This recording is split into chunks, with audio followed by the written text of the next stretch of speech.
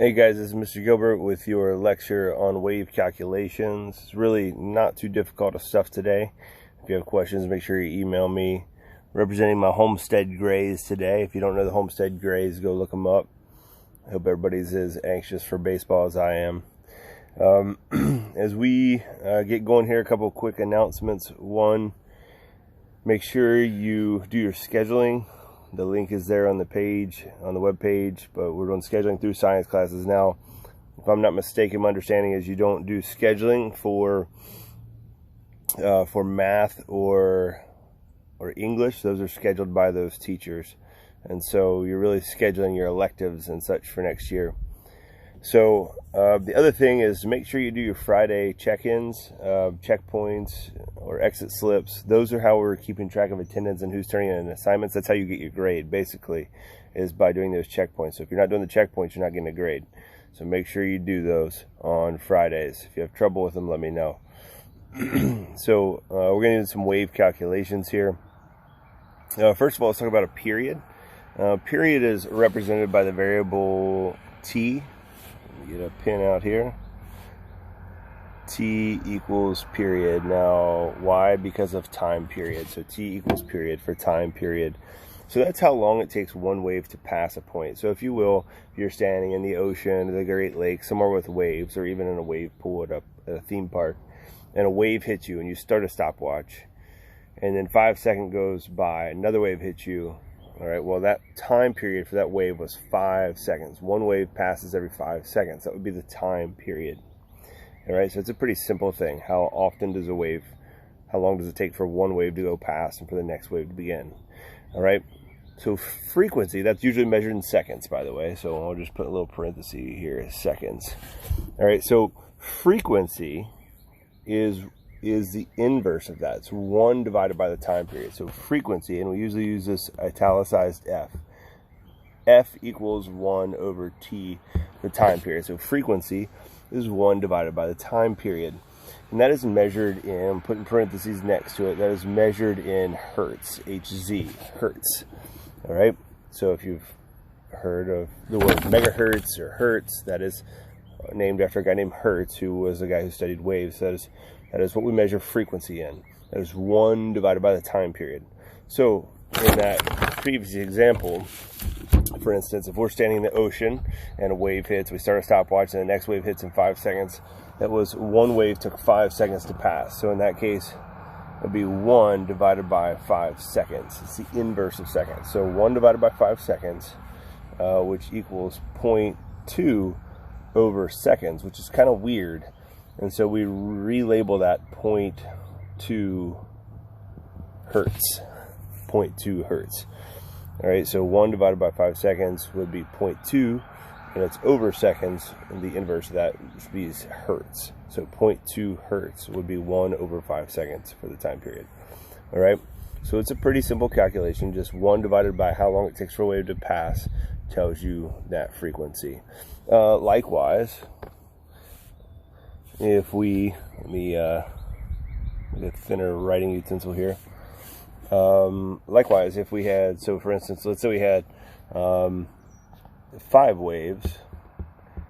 We timed 5 waves and it took 20 seconds. Oh, that would be, right, we can all reduce that, right? So 5 divided by 5 and 20 divided by 5, that's 1/4.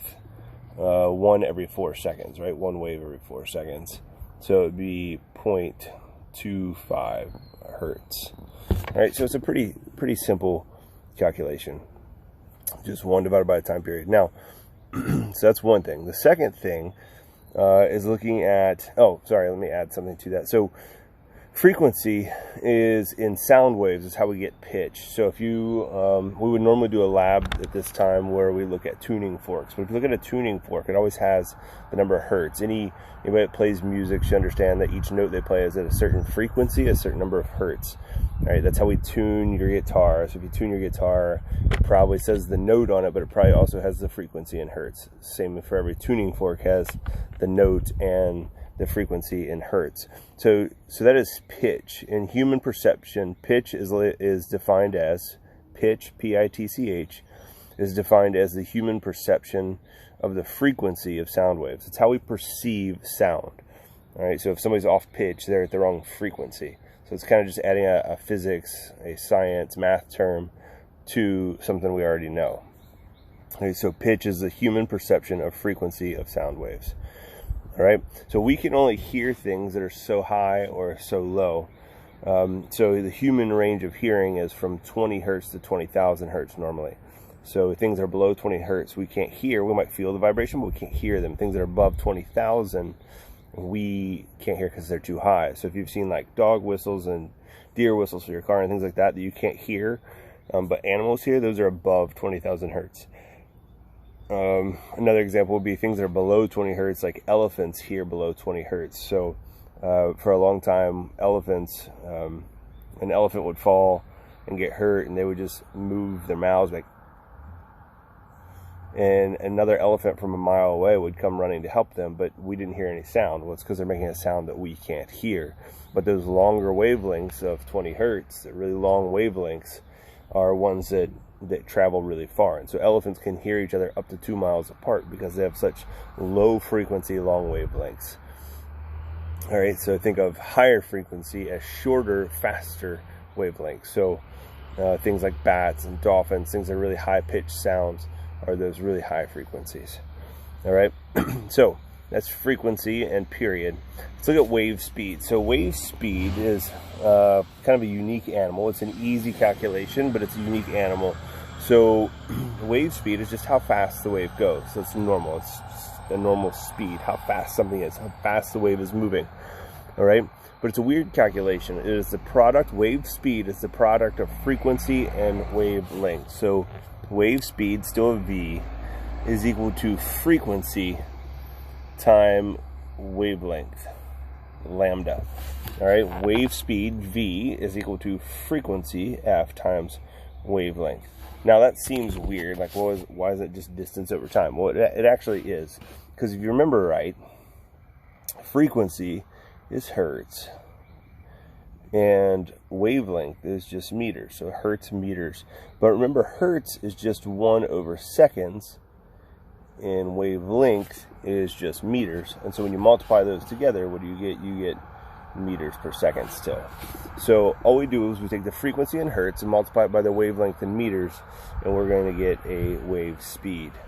All right, so for instance, let's say we're looking at that same wave in the ocean that was 1 every 5 seconds. So I have 0.2 hertz, and let's say each of those waves was 20 meters apart.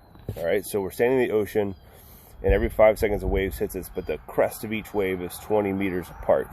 All right, and that's a pretty sensible number. So 20 times 0.2 is going to be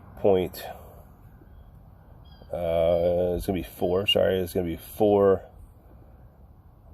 0.2 times 20 is going to be 4 meters per second. All right, so 2 times 2 is 4, so it's going to be 40, and we got to move the decimal place over 1, so it's 4 meters per second.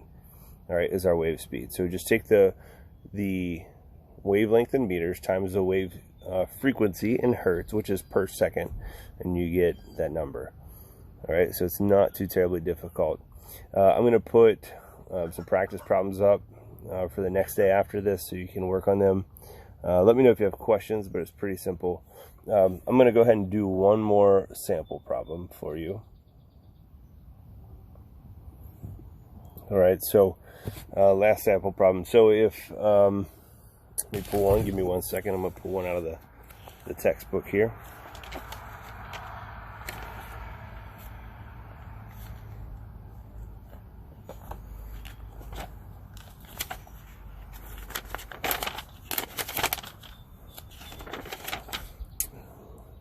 All right.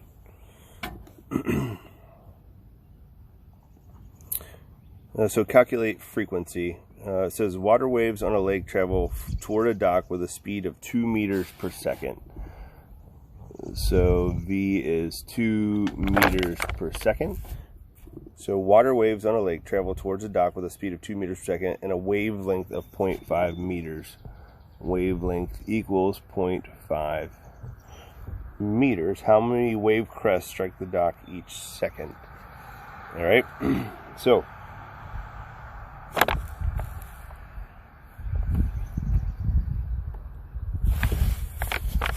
so we're going to set this up. V, so 2 meters per second, is equal to the frequency.